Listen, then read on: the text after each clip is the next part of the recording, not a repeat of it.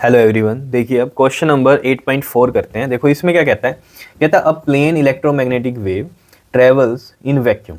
ठीक है, electromagnetic wave travel कर रही है वैक्यूम में। ठीक है, अलोंग जेड डायरेक्शन। जो प्लेन हम पता है ना, हमें प्लेन्स का पता है ना। जैसे मैं अगर ये डायरेक्शन जेड की ले लूँ, ये वाली किसकी ले लूँ, एक्स की ले लूँ, और ये वाली ले लेता हूँ वाई की, तो ये एक प्लेन हो गया। ठीक है, इलेक्ट्रोमैग्नेटिक वेव ट्रैवल कर रही है वैक्यूम में अलोंग जेड डायरेक्शन, तो प्रोपेगेशन हो रही है जेड डायरेक्शन में, प्रोपेगेशन हो रही है। ठीक है, प्रोपेगेशन। ये आपको कहानी पता है कि इलेक्ट्रिक फील्ड अगर हम कहें कि एक्स डायरेक्शन में है और मैग्नेटिक फील्ड अगर हम कहें वाई डायरेक्शन में है, तो इन दोनों की जो प्रोपेगेशन होती है, लाइन ऑफ प्रोपेगेशन जो हम बोल देंगे, वो जेड डायरेक्शन होगी। बिकॉज ये तीनों चीज़ें क्या हैं, म्यूचुअली परपेंडिकुलर होती हैं आपस में। ये मैंने आपको बहुत बार बताई है बात। ठीक है, तो यहाँ पर ये आपसे क्या पूछ रहा है, कह रहा है what can you say about the direction of its electric and magnetic field vectors. Electric field vector and magnetic field vector के बारे में आपसे पूछ रहा है कि भैया बताओ कि क्या कहानी होने वाली है, डायरेक्शंस क्या होने वाली है। ठीक है, तो इतनी बात करते हैं पहले, फिर बाद की बात करते हैं ये फ्रीक्वेंसी वाली। तो देखो जरा, म्यूचुअली परपेंडिकुलर है ये आपस में। ठीक है, अगर मैं आपको ये कहानी सिखाऊं इसके अंदर कि ये ई वेक्टर क्रॉस में B vector is equal to में होता है हमारा लाइन ऑफ प्रोपेगेशन। ऐसा क्यों कह रहा हूँ मैं, देखो क्रॉस बनाया मैंने यहाँ प्रोपेगेशन में, यहाँ पर क्रॉस बनाया ई इलेक्ट्रिक फील्ड और मैग्नेटिक फील्ड के बीच में। ठीक है ना, इलेक्ट्रिक फील्ड किस डायरेक्शन में है, मैग्नेटिक फील्ड किस डायरेक्शन में है, इज इक्वल टू में लाइन ऑफ प्रोपेगेशन। अब एक बात को समझना, लाइन ऑफ प्रोपेगेशन हमें बोल दिया जेड डायरेक्शन में है। ठीक है, जेड में क्या होता है हमेशा, अगर यूनिट वेक्टर से हम जो है बताएं तो वो क्या होता है, ये के कैप होता है हमारा। यूनिट वेक्टर डायरेक्शन आता है जेड के अलोंग। ठीक है, तो यानी कि ये क्या है हमारा, के कैप के अलोंग है। क्लियर है ये बात या नहीं, बताओ। ठीक है, अब अगर यहाँ आप समझो कि ये के कैसे आया होगा, अगर मेरे पास ये वाला आई हो जाए और ये क्रॉस में जे हो जाए, आई क्रॉस जे इक्वल टू में के होता है क्रॉस प्रोडक्ट के अंदर। इतनी बात पता है या नहीं पता है, बताओ। पता है, अगर ये आई डॉट जे होता ना, आई डॉट जे होता, ठीक है, डॉट प्रोडक्ट होता अगर, तो ये जीरो हो जाता। बात पता है इतनी या नहीं पता है, बताओ। क्योंकि ये आई और जे कैसे खुलता है आपके पास, आई जे इंटू में कोस, और आई और जे क्या है 90 होते हैं आपस में म्यूचुअल परपेंडिकुलर। अगर एक्स को मैं कह रहा हूँ ये आई कैप में होगा, वाई वाले की डायरेक्शन हम जे कैप से डिनोट करते हैं, तो ये कोस 90 होगा। ठीक है, और कोस 90 होता है जीरो, तो ये पूरी टर्म जीरो हो जाएगी, इसलिए जीरो रखा।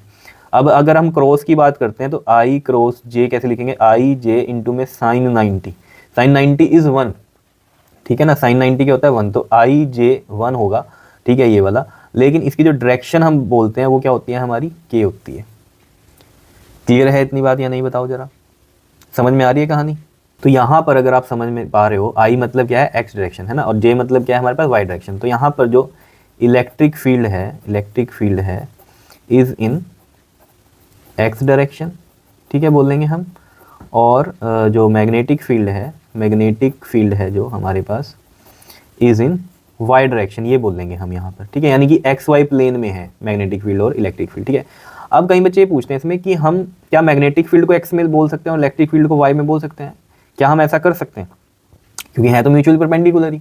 नहीं कर सकते। क्यों नहीं कर सकते, देखो स्क्रू रूल भी लगना चाहिए इसमें वेक्टर वाले में, क्रॉस प्रोडक्ट में। देखो जेड डायरेक्शन ये है प्रोपेगेशन, मतलब मैं इस थंब से ये करूँगा। ठीक है, तो ये देखो हमारे पास अगर हम ये देखेंगे जो हमारा राइट हैंड थंब रूल है, वो अगर आप देखोगे इसमें, तो ये क्या हो गया हमारा, अगर हम देखें डायरेक्शन ऑफ प्रोपेगेशन ये है जेड है, ये तो इसी साइड करनी है हमें। तो ये देखो ये ऐसे और ये ऐसे मुड़ेगा, है ना। तो इसका मतलब क्या है, पहले क्या होगा हमारा, ये ई होगा, फिर ई, फिर ये बी, तभी तो ये इधर आया या नहीं, बताओ। क्लियर है इतनी बात, समझ पा रहे हो। तो ये चीज़ भी आपके समझ में आनी चाहिए।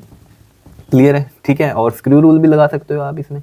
ठीक है, तो ऑब्वियस ही बात है, एक्स से वाई की तरफ आप घुमाओगे तो ये कहाँ जाएगा, बाहर की तरफ जाएगा, उल्टा घूम रहा है ना ये।